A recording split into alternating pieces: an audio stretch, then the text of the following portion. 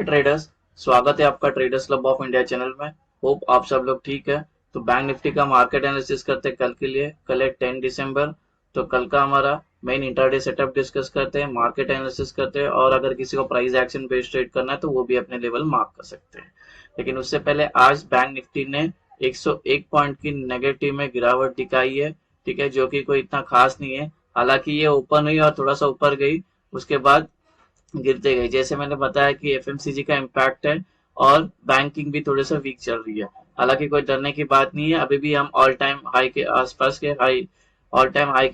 है, ठीक है। तो ये कभी नीचे अच्छे खासे सपोर्ट्स है, ठीक है। हमें तो अकॉर्डिंग टू सेटअप प्ले करना है। अभी प्राइस एक्शन डिस्कस करते हैं। ये एक ट्रेंड लाइन गिरा के लेना, ठीक है। ये ट्रेंड लाइन का ब्रेकआउट आया है, ठीक है। अगर कल मार्केट यहीं पे ओपन होती है और नीचे गिरती है, कोई नेगेटिव पैटर्न मिलता है तो शॉर्ट करना ये टारगेट के लिए। अगर ये भी नीचे का टारगेट गिरती है तो ये टारगेट, अगर ये वाला भी गिरता है तो ये टारगेट। और ऊपर के साइड में वेट करना कि ये यहाँ पे ओपन होने के बाद कोई पॉजिटिव प्राइस एक्शन यहाँ बनता है तो ये पहला टारगेट ये लेवल के लिए या ये लेवल के लिए। अगर ये ब्रेक करता है तो अच्छा खासा मूवमेंट आएगी और ऑल टाइम हाई के पास हम जाते हुए नजर आएंगे। ये जो लेवल है, वीडियो को पॉज करके आपके चार्ट पे प्लॉट करके लेना। अभी हम हमारा मेन सेटअप डिस्कस करते हैं। सेटअप डिस्कस करने से पहले आपसे रिक्वेस्ट करता हूं कि अगर आप चैनल पर नए हो तो प्लीज चैनल को सब्सक्राइब करना और बेल आइकन को हिट करना, जिससे मेरी सारी वीडियोस की नोटिफिकेशन आपको समय पे मिलते रहे। और वीडियो को पूरा देखना, बीच में स्किप मत करना। हाफ इन्फॉर्मेशन लेके जाके ट्रेड करोगे तो नुकसान हो सकता है। वैसे ये कोई टिप या कोई एडवाइजरी कॉल नहीं हो, ना ही हम सीबी रजिस्टर्ड है। एजुकेशन पर्पज के लिए वीडियो है तो इसको एजुकेशन पर्पज के हिसाब से देखना। अगर ये सेटअप पसंद आता है तो पहले इसको बैक टेस्ट करना, उसके बाद अपने ट्रेडिंग वेयर में इसको यूज करने लेना अपने रिस्क पे। और इस सेटअप से रिलेटेड आपको डाउट आता है तो इससे अलग से एक वीडियो भी बनाए इस सेटअप के ऊपर, जिसका नाम है ब्रह्मास्त्र स्ट्रैटेजी। वो लिंक आपको डिस्क्रिप्शन में मिल जाएगा, तो वो वीडियो एक बार जरूर देख लेना। तो हमारा न्यूट्रल पॉइंट है और नॉन ट्रेडिंग जोन है। ये असेंडिंग नैरो रेंज है, ठीक है।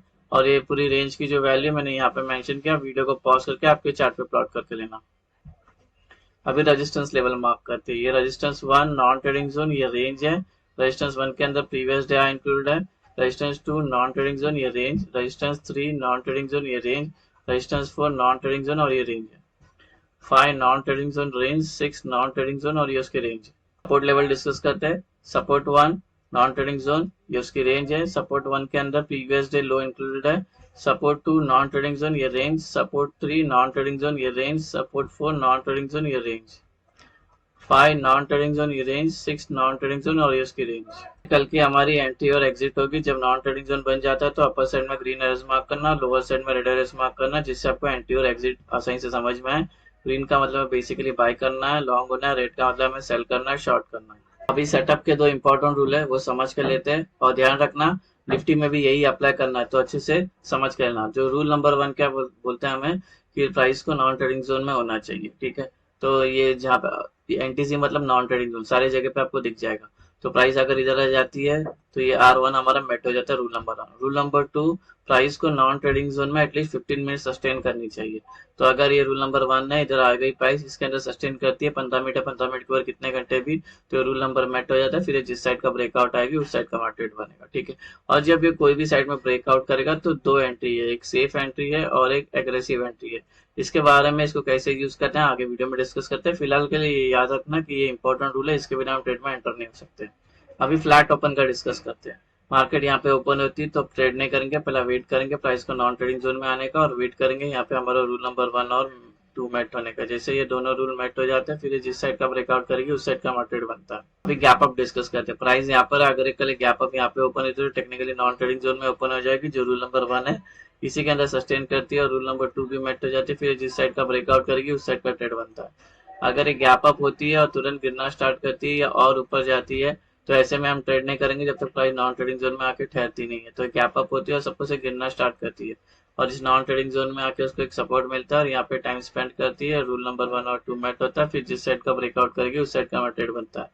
गैप अप अगर नॉन ट्रेडिंग जोन के बीच में ओपन हो रहे हैं तो ट्रेड नहीं करेंगे, वेट करेंगे पहले प्राइस को नॉन ट्रेडिंग जोन में आने का, और वेट करेंगे हमारा रूल नंबर 1 और 2 मैट होने का। जैसे ये दोनों रूल मैट होते हैं, फिर जिस साइड का ब्रेकआउट करेगी उस साइड का ट्रेड बनता है। अभी गैप डाउन डिस्कस करते हैं। प्राइस यहाँ पर है, अगर ये गैप डाउन यहाँ पे ओपन होती है तो टेक्निकली नॉन ट्रेडिंग जोन में ओपन हो जाएगी। अगर प्राइस इसके अंदर सस्टेन करती है तो रूल नंबर 2 भी मैट हो जाएगी, फिर जिस साइड का ब्रेकआउट करेगी उस साइड का ट्रेड बनेगा। अगर ये गैप डाउन होती है और तुरंत ऊपर जाने लगती है या और नीचे आती है, यहाँ पे अपने आप को सस्टेन नहीं कर पाती है, तो ऐसे में हम ट्रेड नहीं करेंगे जब तक प्राइस नॉन ट्रेडिंग जोन में कंसोलिडेट नहीं करती है। तो ये गैप डाउन होती है और सपोज ये ऊपर जाने लगती है और इस नॉन ट्रेडिंग जोन में आके उसको रेजिस्टेंस मिलता है और यहाँ पे हमारा रूल नंबर 1 और 2 मेट होता है। फिर जिस साइड का ब्रेकआउट करेगी उस साइड का ट्रेड बनता है। अगर gap down non trading zone के बीच में ओपन हो रहा है तो वेट करेंगे प्राइस का पहले नॉन ट्रेडिंग जोन में आने का और वेट करेंगे हमारा रूल नंबर 1 और 2 मेट होने का। फिर जैसे ही दोनों रूल मेट होते हैं, जिस साइड का ब्रेकआउट करेगी उस साइड का ट्रेड बनता है। गाइस अभी ओआई का डेटा डिस्कस करते हैं और ओआई का सपोर्ट और रेजिस्टेंस मार्क करते हैं। अगर कल हम अप ट्रेंड में होंगे तो ऊपर हमें रेजिस्टेंस फेस करने मिलेगा 53, एक्चुअली 54,000 का। इसको लग के प्राइस नीचे आ सकती है, ट्रेंड चेंज हो सकती है, ठीक है। और बिकॉज यहाँ पे कॉल राइटर्स ने सबसे ज्यादा पोजीशंस बना के रखे हैं, यहाँ पे सेलर एक्टिवेट हो जाएंगे। गाइस अगर भले हमारा रूल नंबर 1 और 2 यहाँ पे मेट हो गया, सस्टेन की ब्रेकआउट आया, तो तुरंत रेजिस्टेंस है 54,000 का। तो यहाँ पे डायरेक्ट एंट्री मत करना, यहाँ पे सेफ एंट्री करना, ठीक है। एग्रेसिव भी कर सकते हो, पहले बैक टेस्ट करना। अगर कल हम डाउन ट्रेंड हो गए तो नीचे एक सपोर्ट का काम करेगी 52,000 का, इसको लग के प्राइस ऊपर 53,000 का, इसको लग के प्राइस ऊपर जा सकती है, ट्रेंड चेंज हो सकता है बिकॉज पी वाले ने सबसे ज्यादा यहाँ पे बिल्डअप बना के रखे हैं, बायर्स एक्टिवेट होंगे। तो ये सस्टेन करके नीचे आती है, यहाँ पे भी सेफ एंट्री के लिए जाना, ठीक है। एग्रेसिव भी कर सकते हो लेकिन पहले बैक टेस्ट कर लेना। गाइस बैंक निफ्टी का पुट कॉल रेशियो चलेगा 0.8 जो इंडिकेट करता है बेयरिशनेस को, यानी कि बुल से ज्यादा बियर है। सेफ एंट्री डिस्कस करते हैं कैसे लेनी है। अज्यूम करते हैं कि प्राइस यहाँ पर है, यहाँ पे सस्टेन की और रूल नंबर 1 और 2 मेट होगी और फिर ये ऊपर का ब्रेकआउट आया, तो ये कैंडल छोड़ के नेक्स्ट जो 3 कैंडल है तीनों भी कंटिन्यू ग्रीन बननी चाहिए, साइज कोई भी चलेगा, उसके बाद जब एंट्री करते हो सेफ बुलिश एंट्री होगी। सेम वे यहाँ पे प्राइस है, दोनों भी सस्टेन करके दोनों रूल मेट होकर ब्रेक डाउन आता है, ब्रेक डाउन वाली कैंडल छोड़ के नेक्स्ट जो 3 कैंडल है तीनों भी रेड बननी चाहिए, साइज कोई भी चलेगा, उसके बाद जब एंट्री करते तो ये सेफ बेरिश एंट्री होगी। एग्रेसिव एंट्री डिस्कस करते हैं। अज्यूम करते हैं कि प्राइस यहाँ पर है, प्राइस सस्टेन की, यहाँ पे रूल नंबर 1 और रूल नंबर 2 दोनों मेट हो गए, ये ब्रेकआउट आया, ये ब्रेकआउट वाली कैंडल छोड़ के नेक्स्ट जो 3 कैंडल है वो ग्रीन, नेक्स्ट जो एक कैंडल है वो ग्रीन बननी चाहिए, साइज कोई भी चलेगा, बस ये जो कैंडल है ये नॉन ट्रेडिंग जोन को टच नहीं होना चाहिए, इसका विक भी टच नहीं होना चाहिए। इसके बाद जब एंट्री करे तो एग्रेसिव बेरिश एंट्री होगी, एग्रेसिव बुलिश एंट्री होगी।